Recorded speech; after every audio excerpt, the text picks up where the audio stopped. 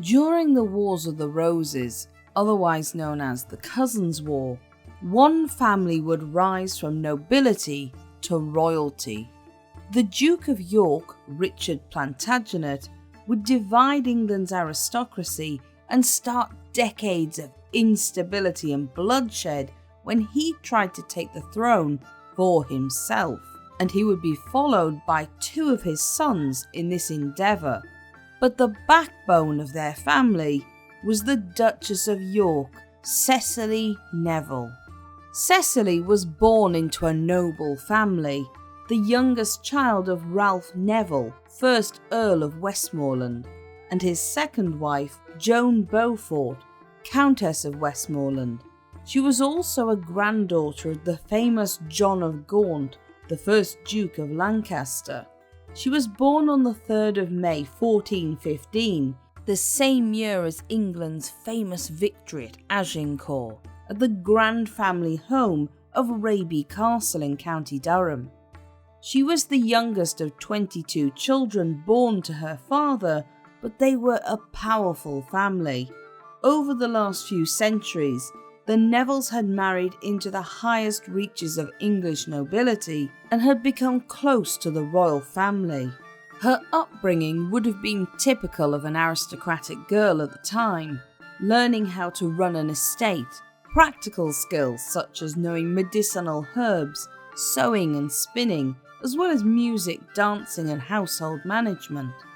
But her mother Joan was especially religious, and this would rub off on Cecily. She would remain committed to her faith for the rest of her life. Despite having so many siblings, Cecily could still expect a good marriage, and she was betrothed when she was just 8 years old to her father's ward, Richard Plantagenet, 3rd Duke of York, who was himself 13 at the time.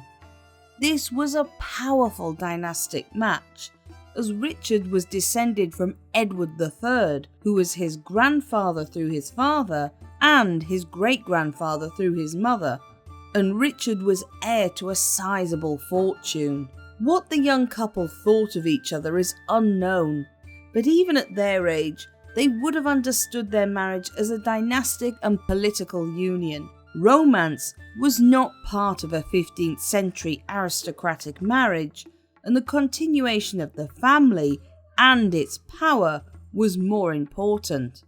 They were married at least by October 1429, and possibly sooner in 1427 when Cecily was 12, in keeping with convention of the time. On the 6th of November 1429, the young 7-year-old Henry VI was crowned as King of England, and Richard, Duke of York, was present. As his wife, Cecily would almost certainly have been there as well. As her new husband busied himself with his duties in Parliament, Cecily was the one who took over and became involved in legal affairs whenever Richard was unable. Records show Cecily was in a grant to determine a wardship, a land dispute in Essex, and in the Court of Common Appeals in Devon, chasing up a debt. In other words, Cecily was, from the start of her marriage, more than just a wife producing children. Her upbringing would have meant Cecily had a sense of her family's importance in the social hierarchy of England, and she was keenly interested in politics and law. It was part of an aristocratic wife's duty to aid her husband in acting as a hostess, administrator, negotiator, and taking on roles within court to advance his political career. Cecily took on this position easily. In September 1435, Cecily heard the news that the king's uncle, John of Lancaster, Duke of Bedford, was dead. His second wife, now his widow, was Jacquetta of Luxembourg. She would go on to marry Sir Richard Woodville and, amongst her many children, have a daughter, Elizabeth Woodville, who would become Cecily's daughter-in-law in years to come. For now, it was only important that Bedford's death created a vacancy. This vacancy of Lieutenant General and Governor of France was ably filled by the young Duke of York on a trial period in 1441. Things had started crumbling for the English, and Richard knew it was his moment to shine and prove himself. Cecily must also have been with him, for although nothing mentions her being there, she fell pregnant during this time with their first child. It wouldn't be long before Cecily added to her own family's dynastic line, becoming the mother of 6 surviving children and 6 others that did not survive past infancy. Even though it would appear the couple either didn't consummate their marriage immediately or chose to wait until Cecily was older. Both are possible. Her first child was a girl named Anne, born in 1439, who would go on to become the Duchess of Exeter. 2 of their children would go on to become kings, Edward IV and Richard III, and her other children would play important parts in the conflicts to come, namely George, Duke of Clarence, and Margaret of York. Edward, their eldest son, was born in 1442 in Rouen while his father was there. Childbirth was a terrifying prospect in the medieval period, even though it was an expected duty for a wife. With little medical knowledge if the process went wrong, and any pain relief very rudimentary, Cecily would have relied on prayer and her faith to see through the survival of both herself and her child. Edward's birth would later become politicised, with rumours from his brother George, Duke of Clarence, and his cousin Richard Neville, Earl of Warwick, later known as the Kingmaker, that he was in fact illegitimate. Some historians have pointed to the fact that when Edward was roughly conceived, dating back from his birth, it would have been late July or early August, and Richard was several days' march away, not returning home until the 20th of August. However, there are a number of problems with this. The first is that military conventions of the time would have meant Richard was allowed to return home for a few days and could easily have done so in late July. And even if Edward was conceived in late August, his birth date still allows for him to be born at around 36 weeks, viable for a healthy birth. If he was born prematurely, this also might explain his low-key christening. Again, differences have been pointed out between his simple christening at Rouen Castle against the more lavish ceremony at Rouen Cathedral of his younger brother Edmund. But his father wasn't yet that important politically, and if he was born slightly premature, he may have appeared small or sickly. Therefore, a christening would be done as quickly as possible in the bedchamber, which was actually normal for the time. Cecily was also an extremely religious woman who appears to have cared deeply for her husband and taken her role as wife seriously. It seems less likely she had an affair, and far more likely Edward's enemies in later life wanted to smear his name.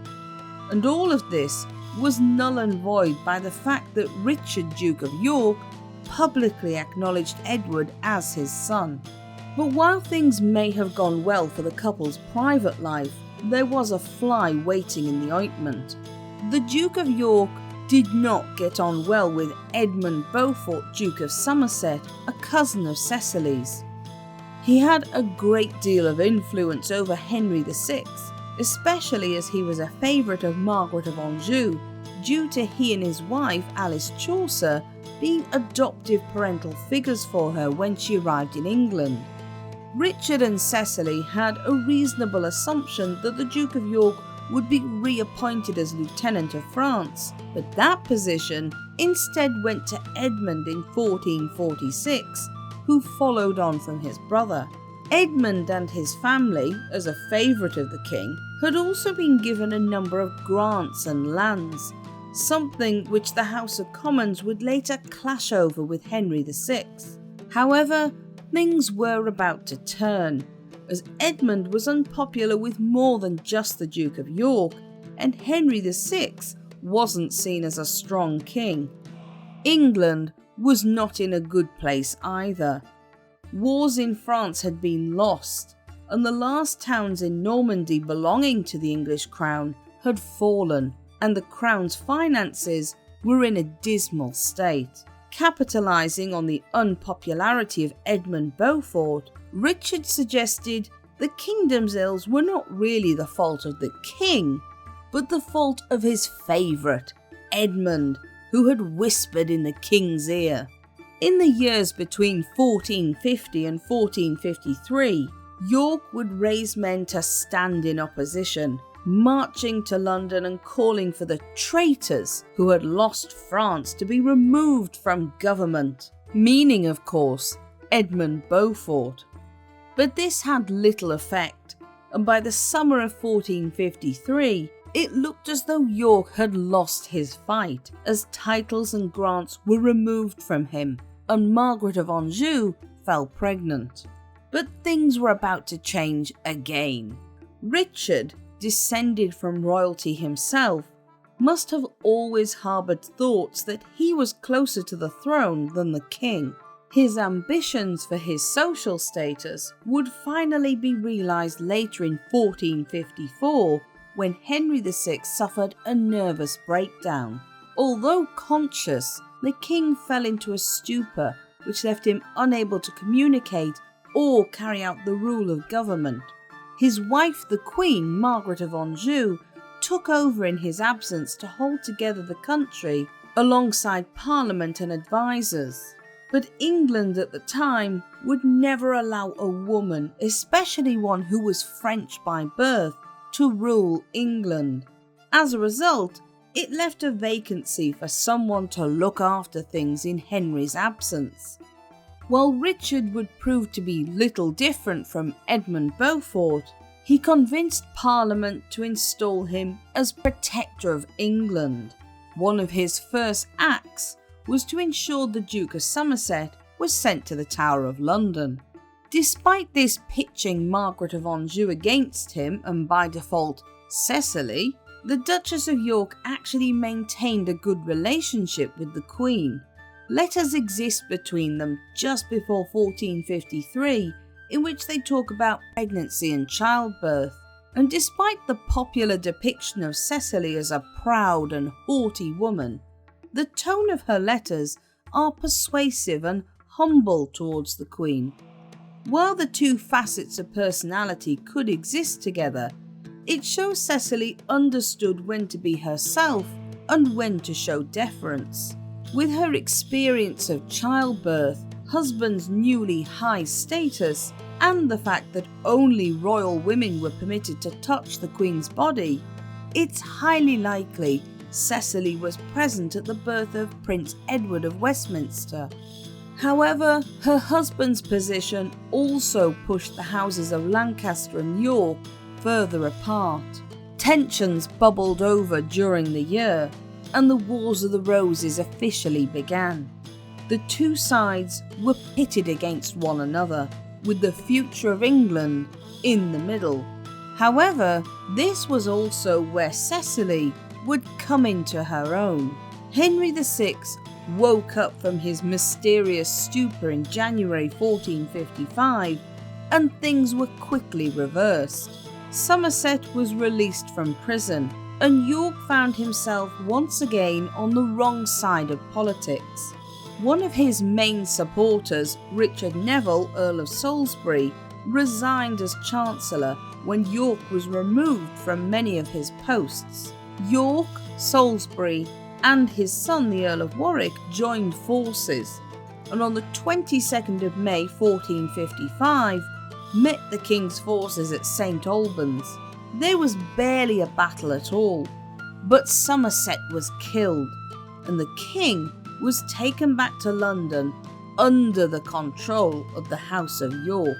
Cecily was probably back at Ludlow Castle, however, 130 miles away, and would likely have worried for several days after the actual battle before a messenger brought her news of her husband's victory.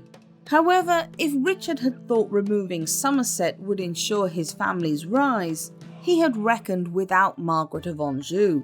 With Somerset gone, the Queen now became the head of the Lancastrian faction, and she was all too willing to take up the position to protect not only her husband's position, but her son's as well. While Henry made attempts to reconcile the two sides, culminating in a love day in which York and Margaret of Anjou walked hand in hand through London, the two factions were actually secretly building up their forces outside the gates. In June 1459, a great council was convened, and Warwick, Salisbury and York were asked to appear. Instead, fearing their arrests, they fled. Warwick, Salisbury and York sent Edward, Earl of March, the future Edward IV, to Calais, and Richard himself to Ireland, where he was still Lieutenant of Ireland and well liked. When Richard had to flee to Ireland for his own safety, Cecily remained at the family home of Ludlow Castle with her younger children, working for the cause of the Yorkists even as her husband's situation grew worse. The Nevilles and the Duke of York's control of the English Channel was so good they were able to spread rumours and misinformation along the south coast to help their cause. When Warwick and Salisbury were placed under attainder, York realised he had only one option left: to invade England. Then it was whether he decided to take the throne for himself or once again become Protector of England. When Parliament raised the issue of what to do with the Duke of York, Cecily travelled to London to plead for her husband's cause. Although she succeeded in gaining a pardon if he returned, Richard instead remained abroad and his lands were confiscated. But even then, Cecily managed to maintain a £600 annual grant for herself and her children. The Duchess of York was proving she would not allow her family's fortunes to be disposed of so easily, nor was she afraid of fighting for her children and husband. Warwick, Salisbury and York all returned to England on the 26th of June 1460, and on the 10th of July, at the Battle of Northampton, they were triumphant against the king and his forces. After the Battle of Northampton, Cecily once again travelled to London, this time with her children by her side. York made a play for the throne, but Parliament wouldn't agree to this. The best they could settle on was that he and his children would become heirs to the throne after Henry VI's death, removing Prince Edward of Westminster from the succession. The Act of Accord ensured that not only were Richard and his heirs now the successors to the crown, but also that Cecily became a queen in waiting. In September, she proudly carried the royal arms before her husband as he paraded through London. Unfortunately, she would never become queen, as the Duke of York died at the Battle of Wakefield in December of that year. To add insult to his death, Richard was beheaded, his head placed on a pike over Micklegate Bar in York, wearing a paper crown. His son Edward would never forget the insult. But despite this being a Lancastrian victory, Cecily refused to give up the fight, sending her sons George and Richard to live at the Burgundian court under the protection of Philip III, Duke of Burgundy. This forced him to side with the Yorkists. Cecily was now a widow and had to think about the fate of her children, but instead of retreating, she instead moved to London, to Baynard's Castle. It became the headquarters for the Yorkist cause. The Duchess of York was not giving up without a fight. Edward continued his father's fight, winning smaller victories until his ultimate win at the Battle of Towton. It was a clear Yorkist victory, and while Margaret of Anjou fled with her son Prince Edward, the Earl of March continued to London to claim the crown for himself. Cecily was given all the honours of Mother of the King. She remained close to her eldest son, continuing to live in the Queen's quarters of the Tower of London even after her son married Elizabeth Woodville, who then became Queen. In 1461, Cecily changed her coat of arms to include the Royal Arms of England, suggesting that her husband's claim had been rightful all along. Finally, her family had what they had spent so many decades fighting for. However, it wasn't long before cracks began to appear, and when Richard Neville, Earl of Warwick, her nephew, rebelled against Edward IV, Cecily tried to take on the role of peacemaker. When the rebellion failed, she also tried to reconcile Edward and George, but the peace wouldn't last long. It was a role that she would try to continue throughout the years. When Edward married Elizabeth Woodville, described at the time as a commoner, despite being a member of the gentry according to 15th century social status, Cecily was not happy about it. Dominic Mancini, an Italian friar who visited England around 20 years later, wrote about the events and stated that Cecily apparently snapped in anger that Edward was in fact illegitimate.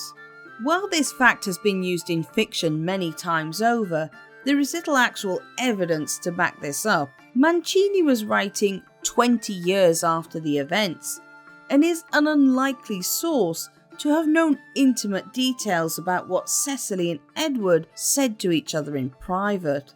It's possible the actual truth got twisted up over the years, and Cecily may have said something to her son along the lines of not being worthy of the royal heritage of his father, or words to that effect.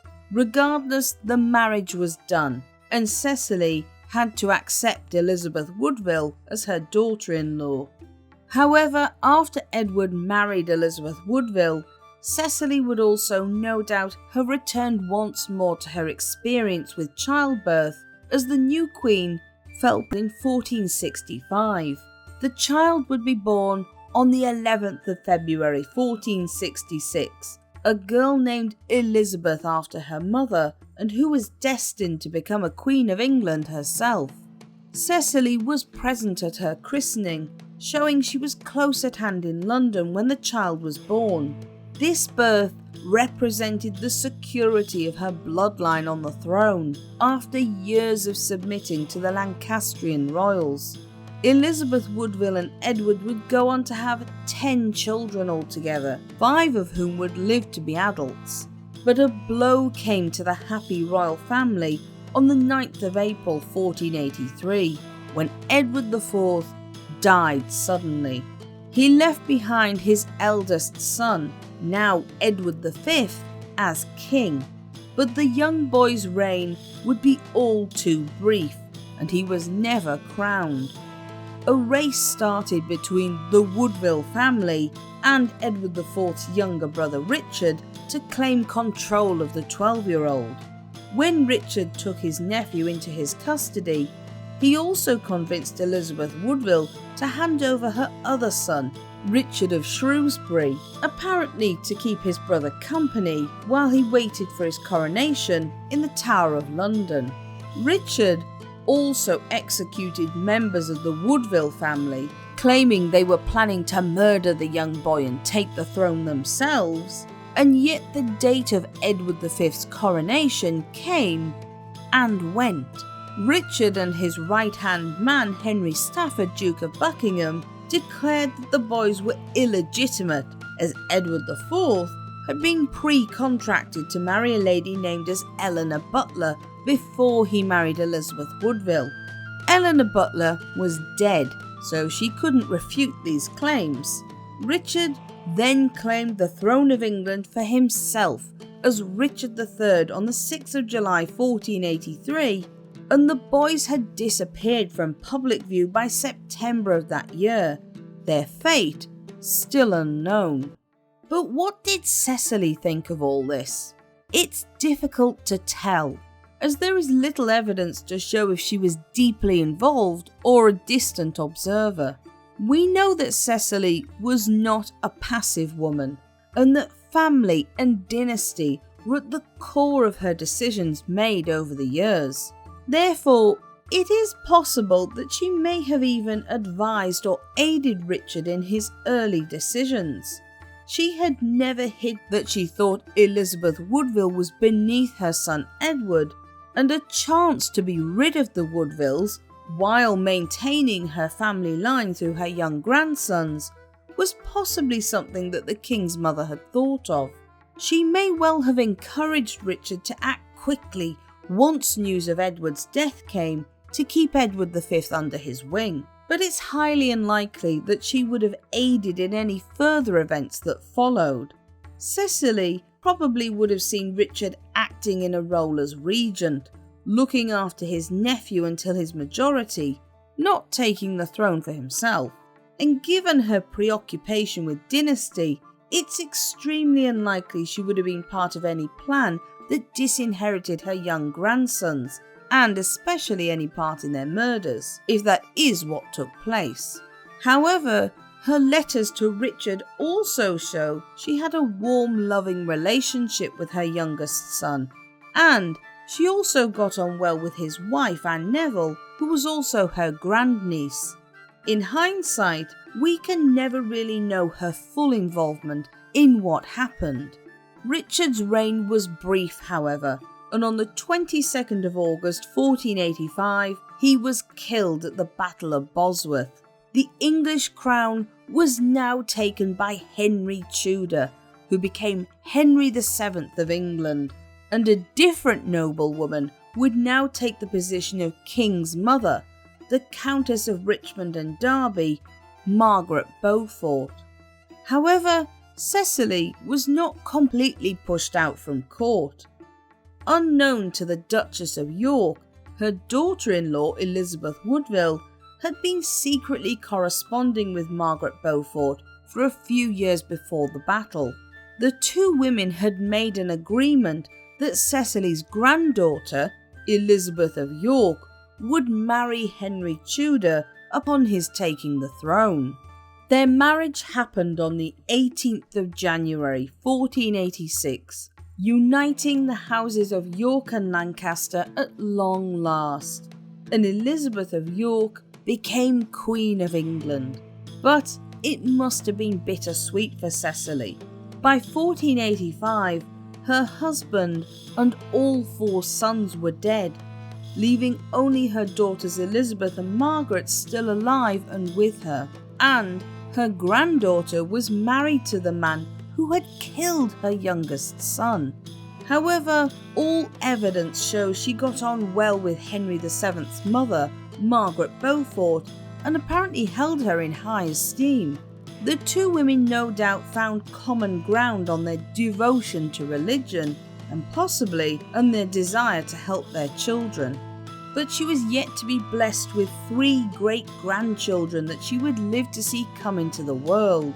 Henry and Elizabeth's eldest son, Prince Arthur, born in 1486, then their eldest daughter Margaret, born in 1489, and the second son, whose name would become infamous, Prince Henry, born in 1491, later to become Henry VIII.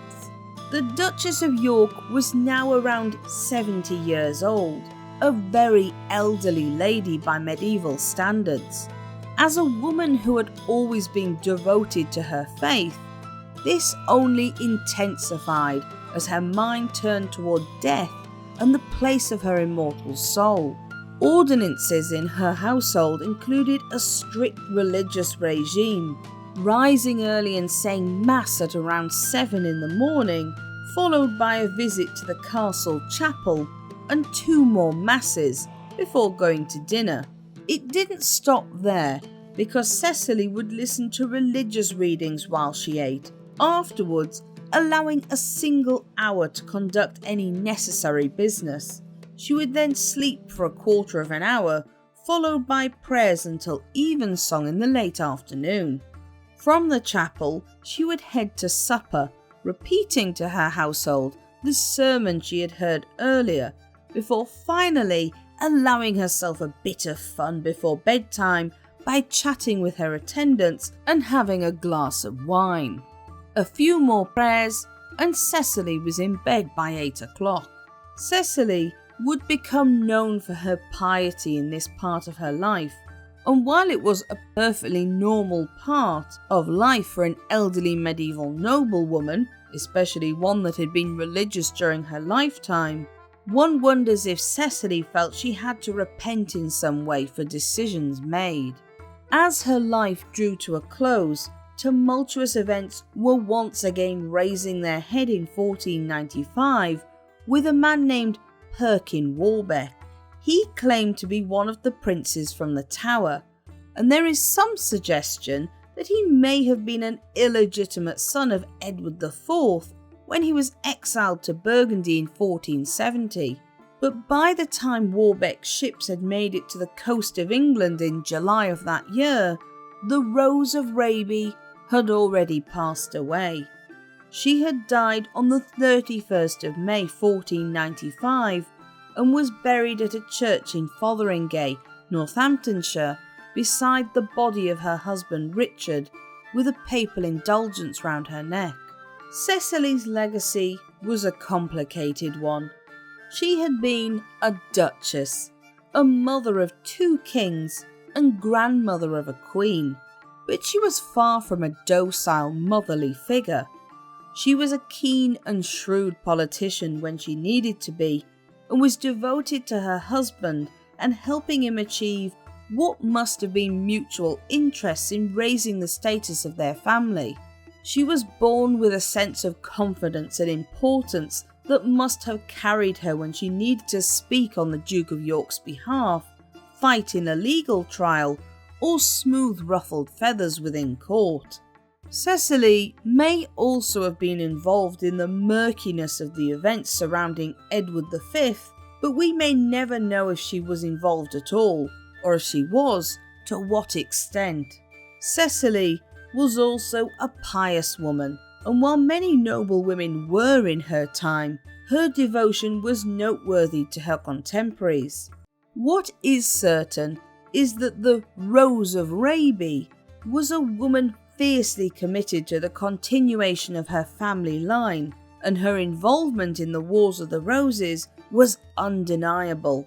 Cecily Neville was always destined to be the mother of kings and queens, even if she never got the chance to become queen herself. If you enjoyed this video, don't forget to like and subscribe so you don't miss any new documentaries.